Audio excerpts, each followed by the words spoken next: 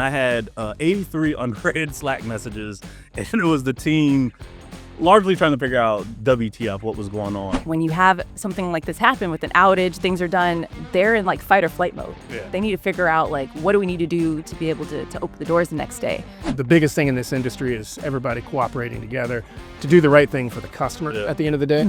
For a brand to do something to get all of this attention, whether it be negative or surprising, it's getting a lot of people, millions of people focusing on Jaguar.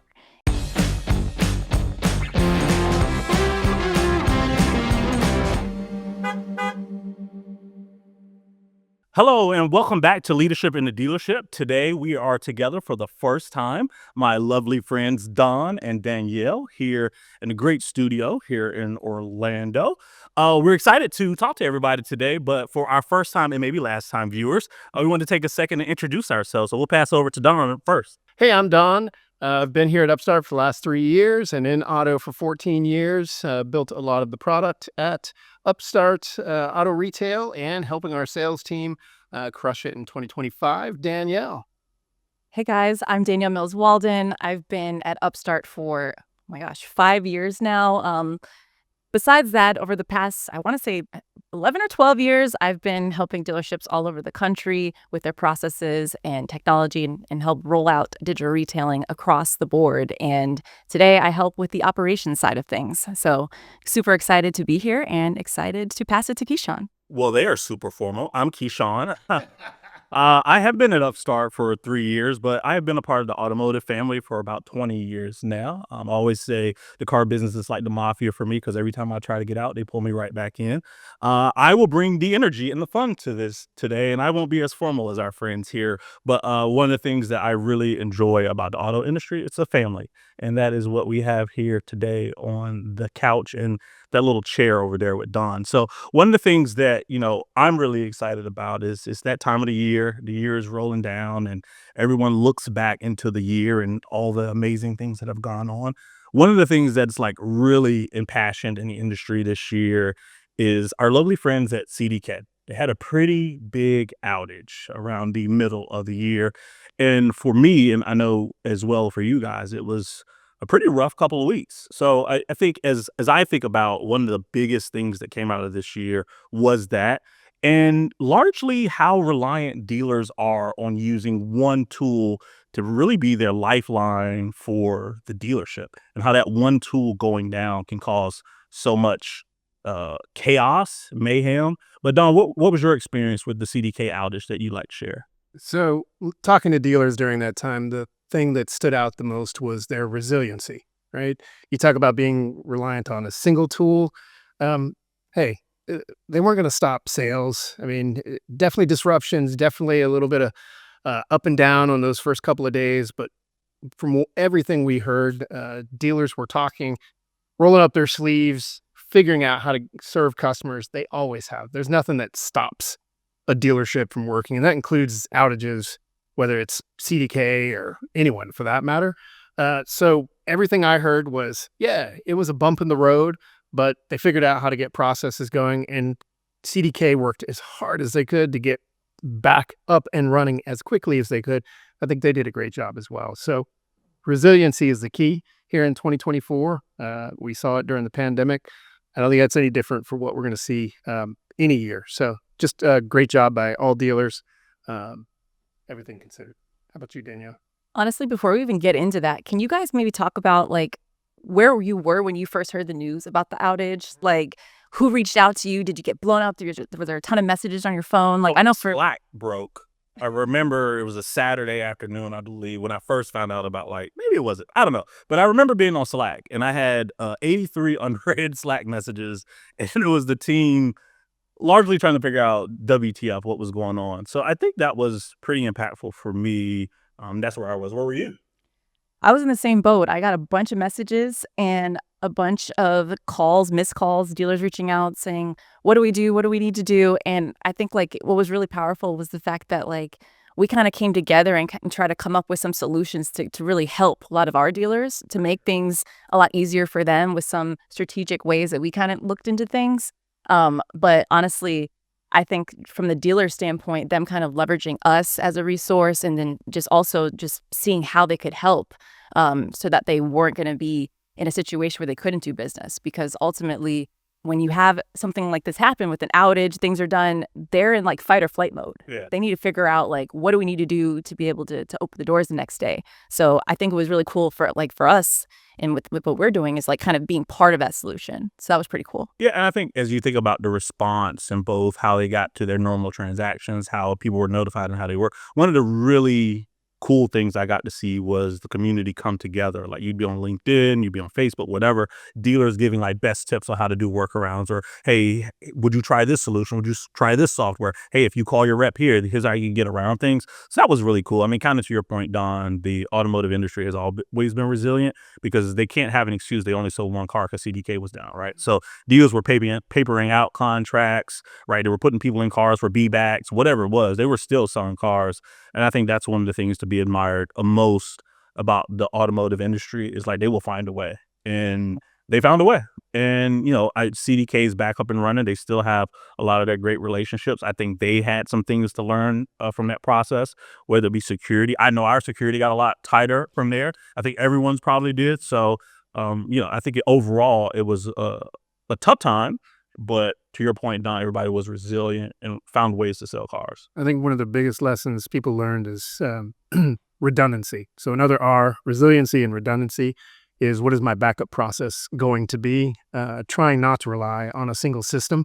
So there's lots of work being done around, do I have a backup vendor? Do I have a backup desking solution? Whatever it might be. And the other thing is just everybody reciprocity, right? So sure, it was CDK this time, but whoever it is next time, outages happen. Yeah. And I think the biggest thing in this industry is everybody cooperating together to do the right thing for the customer at the end of the day. Mm-hmm. No one wanted an outage like that for sure. And I don't think anybody was trying to capitalize on it, just everybody coming together to do the right thing for the customer. So that's something that actually feels great coming into the end of the year is the cooperation. Yeah. And, as we keep with the theme of dealers finding a way, one of the really other big headlines is like lenders have tightened their credit access for customers. And you think about the main customer at a dealership is financing a loan. When's the last time you financed a car, Daniel? Financed a car, let's see, 3 years ago. I've been buying cars cash ever since. Things have been good for me. Well, some good for me. No. But thought you know. When's the last time you bought a car? Probably even longer ago than that. Yeah, that's because you can't get approved. But like, if you think about this guy, I think if you think about like, most customers going to buy a car right now, there's some ambiguity around rates. There's ambiguity around if I can get approved, especially for the subprime customers. And as you think about just the volatility of the macroeconomic environment for both the banks, the treasury rates, et cetera, and banks have tightened their restrictions, like customers can't get finance. So dealers can't sell cars the way that they do. So as you think about how that has been the precipice of where we are today and rates declining, but like it's been really tough this year for customers to go into a dealership and be able to get the financing that they expected 3 or 4 years ago. How do you think that's really impacted the dealer in a way as they have had less customers being able to get approved? I'd say that they'd have to really focus on like the education that they're doing with customers because a lot of these customers have not bought a vehicle in multiple years and then they're coming in and realizing, okay, my rate's going to be much higher than I expected, or I'm not going to be able to get the car that I think that I'm going to get.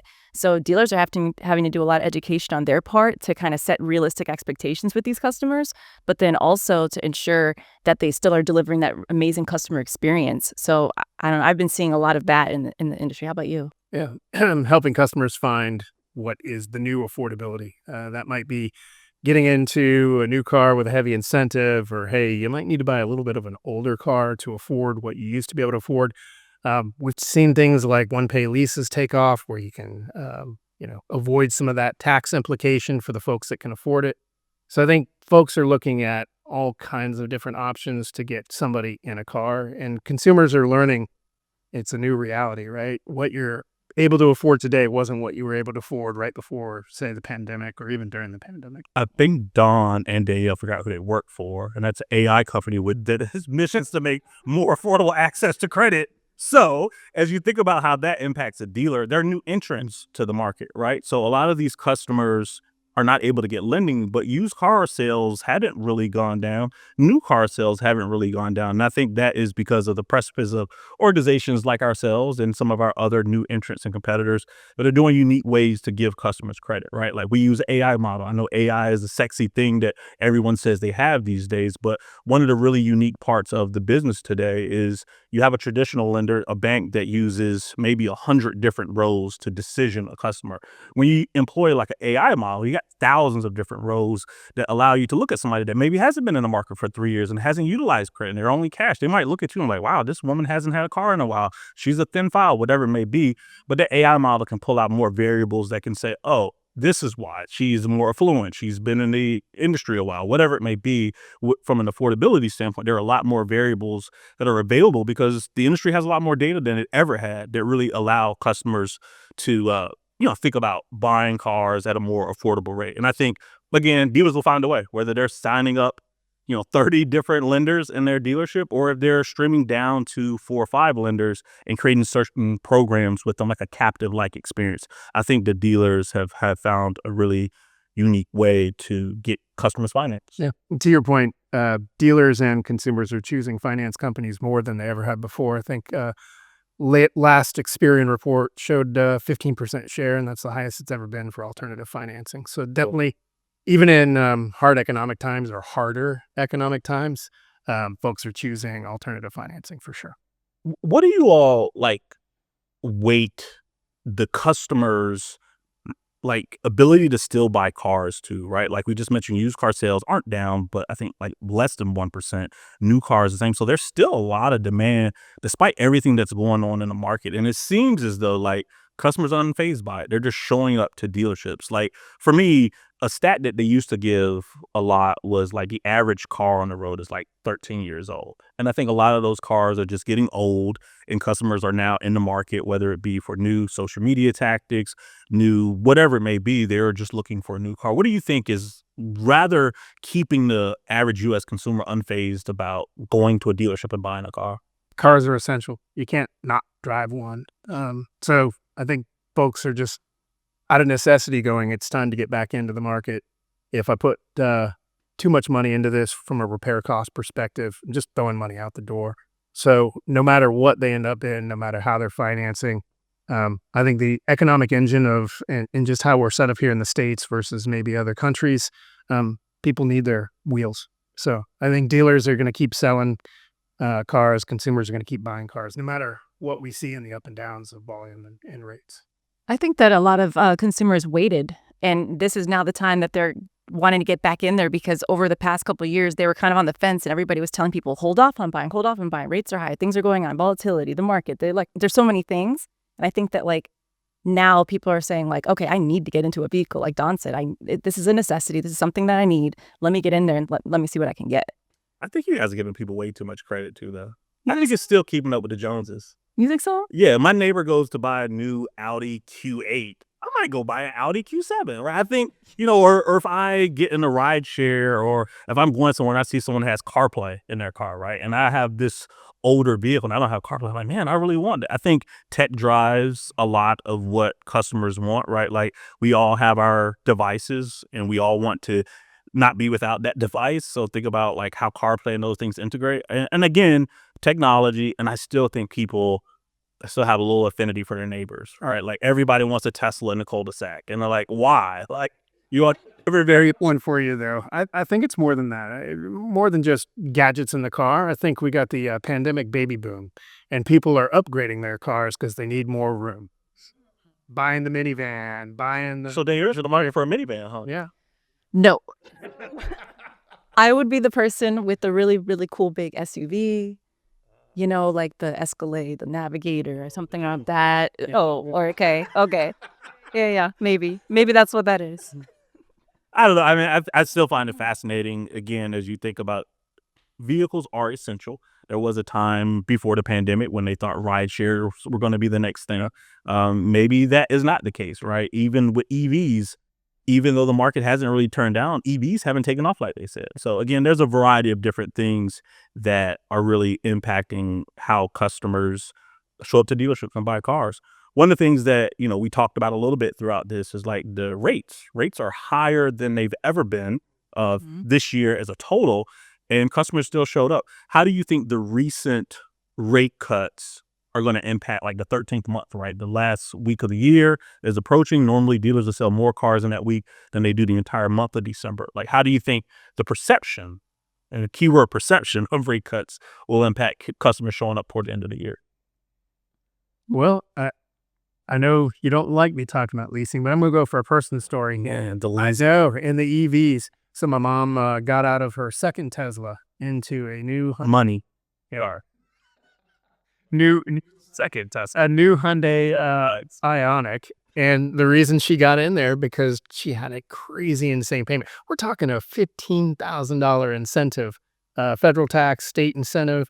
And then you got the manufacturer incentives trying to push out 24s. And she had a great experience with Hyundai of St. Augustine. Shout out to Andrew DeFeo and team. They pay you for that? They will after this one, right? So You accept sponsorships, but I don't think that one was paid. But keep going. and they treated her well. They got her in and out, and she had a great payment, so she couldn't actually say no. Right? She went and talked to Tesla, went down to the Hyundai dealership, and they got her in a car. So at the end of the year, I was like, "This is the time. Let's go."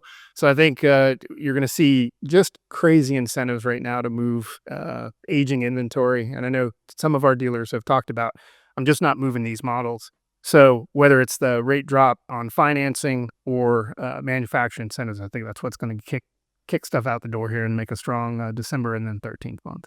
So since you wanted to talk about leasing, what do you think about the unintended consequences of having a higher lease market than normal times?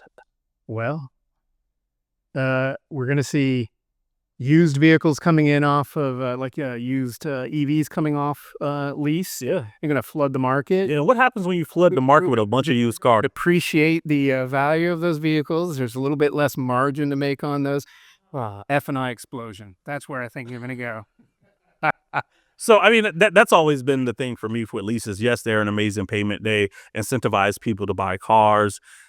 But oftentimes you see a flood of used cars, and then later end up impacting the used car values. Now, granted, we're coming from a time post-pandemic where vehicle values were as high as they've ever been. We've seen a depreciation over the last year, 18 months. But to your point, I mean, there's some manufacturers out there with 85% lease penetration, right?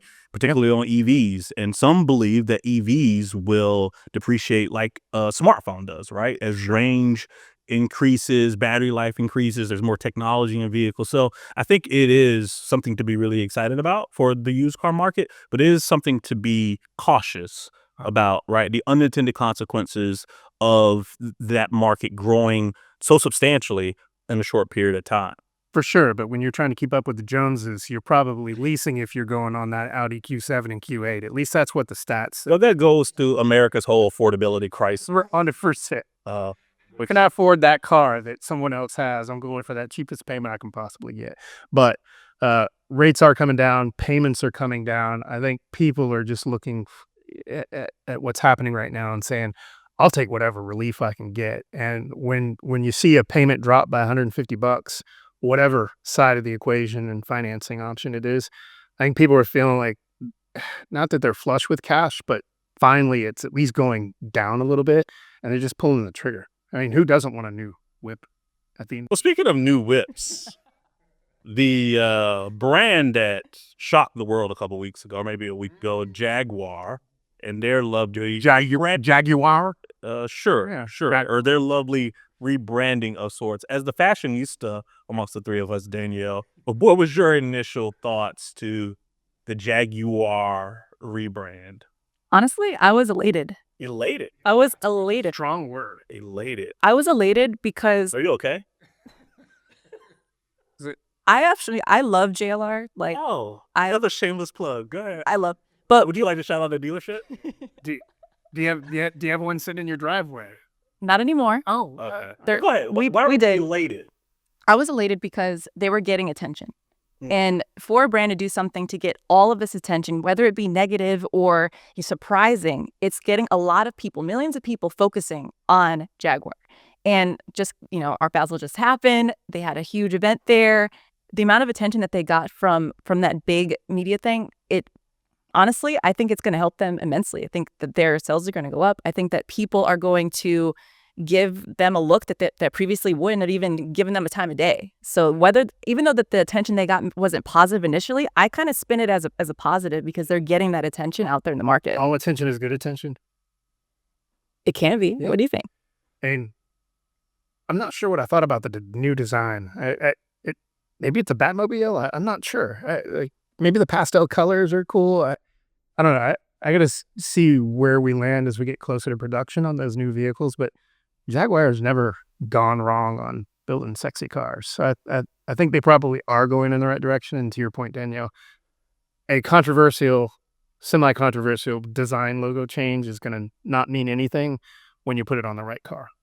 Yeah. People don't like, if you remember when Kia put their logo out there, people were like, what does that even say? What does KN mean? And now, I don't know. I still look at that as one of the sharpest design changes made. So, yeah. Yeah, I'm a wait and see approach about it all. I think because the world is so much shock and awe these days and little like meat after the fact, like I'm excited for someone to try something different because for whatever reason, I think all the cars are starting to look the same. But I'm still in a wait and see approach for that. So, well, thank you all for having that quick conversation about like what we've seen this year. We thank you all for viewing again, our first time and maybe some last time listeners. We thank you so much and we appreciate the time. But this was the Leadership in the Dealership with Keyshawn, Don, and Danielle.